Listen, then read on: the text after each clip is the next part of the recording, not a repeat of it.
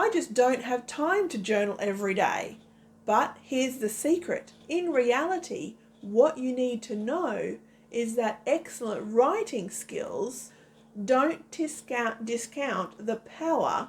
Set a strong password. Have you ever wanted to try your hand journaling but haven't been able to get around the doubts and concerns about the what ifs and the buts?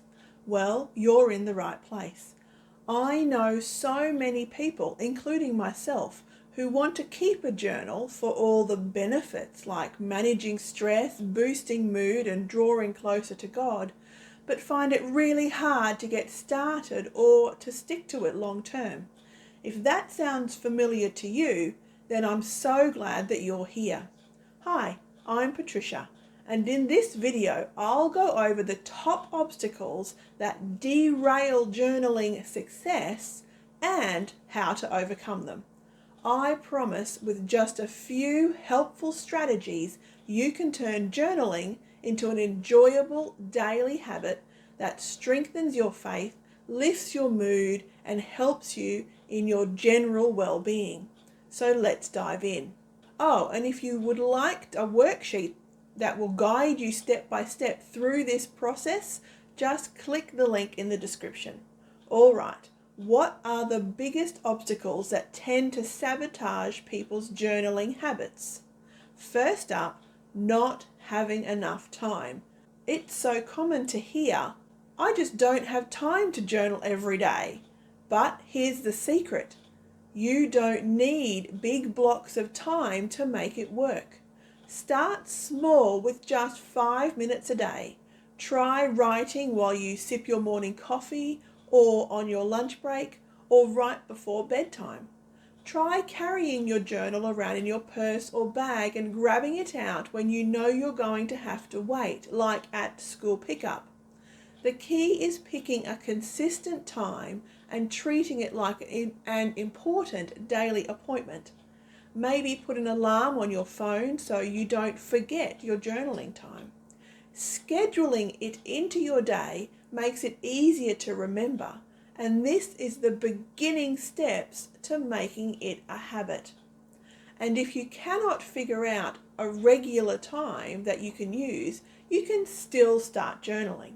Ask yourself about those little pockets of time in your day, like waiting in line at the grocery store or your kids' soccer practice to end, and keep a small notebook in your bag to grab out during those tiny blocks of time that would normally go to waste. The goal here is to be flexible and to take advantage of those small windows throughout your busy day. Another big issue that many people come up against is not knowing what to write about. Too many people wait for some exciting event or profound insight to write about in their journal. In reality, even writing about your regular, mundane daily experiences and thoughts can be beneficial. Don't discount the power of jotting down details of your normal routine. There are several techniques that can help with this. You can try making lists. A list of things you're grateful for, a list of goals that you have, lists of the prayers that you pray, and even random lists about the thoughts that bounce around inside your head. The simple act of writing helps you process and reflect. Lists give your journaling more structure when you don't know where to start or what to write about.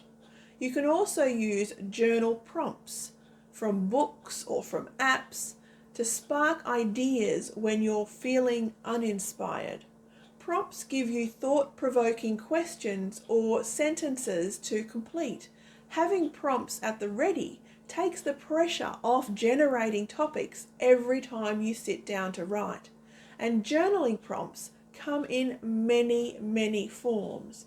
If you'd like to try a prompt journal for free, just to see what they're like and if it's something that would be helpful to you, you can click on the links in the description for some instant downloads that we have for you today. So now let's talk privacy. It's totally normal to feel insecure writing personal details in a journal. Here are some tips to help you feel more secure. If you are concerned about others reading things that you would prefer that they would not read, you can keep your journal in a locked or very private spot where no one could find it accidentally.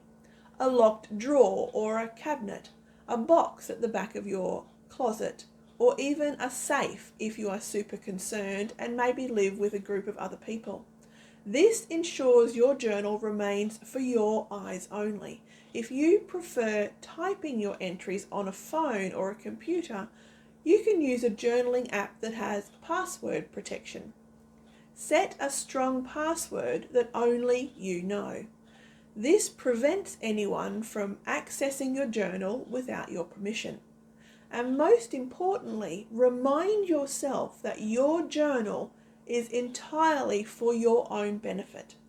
Your vulnerable reflections are for your eyes only. You do not need to show anyone any journal entries that you do not wish to. And speaking of the fact that your journal is for your eyes only, the next obstacle is perfectionism. Perfectionism can sabotage your journaling habit.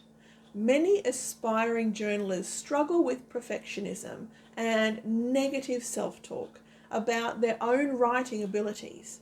That inner critic inside your head says your journal entries should be perfectly crafted stories or profound insights. In reality, what you need to know is that excellent writing skills are not required to keep the benefits of journaling.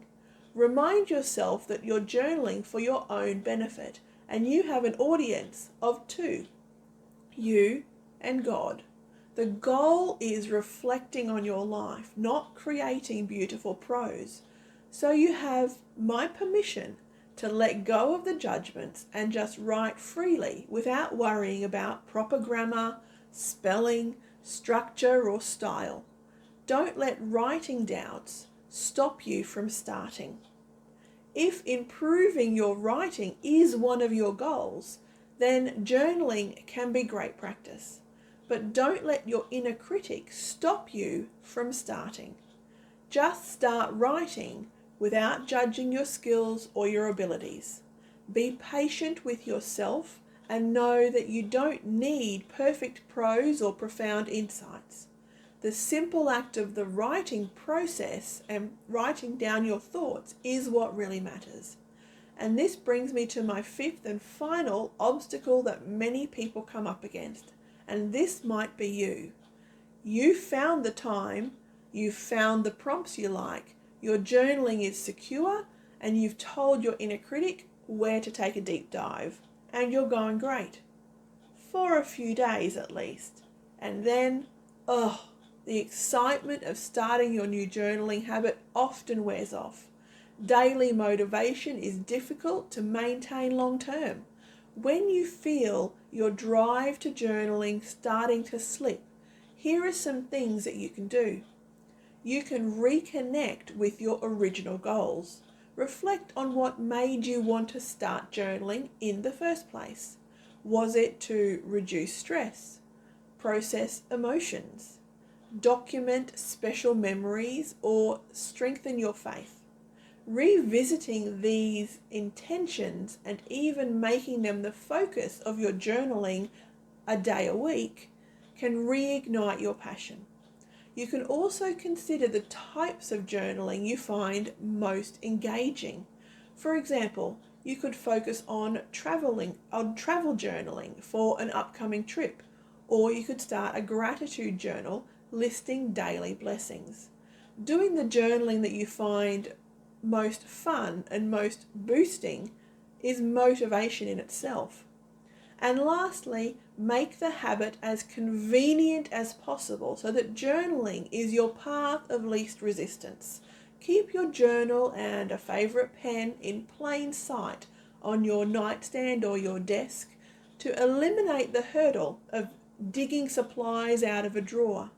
With materials readily available, you remove the excuse not to write. Okay, so here are the rapid tips for this video. Number 1, schedule just 5 minutes a day to journal during pockets of free time like your commute or your lunch break or school pickup. Number 2, use journal prompts when you don't know what to write about. Number 3, keep your journal somewhere 100% private, like a locked drawer. Number 4, remind yourself that you're writing for you, not for an audience. Number 5, let go of judgments and perfectionism and tell your inner critic where to take a deep dive.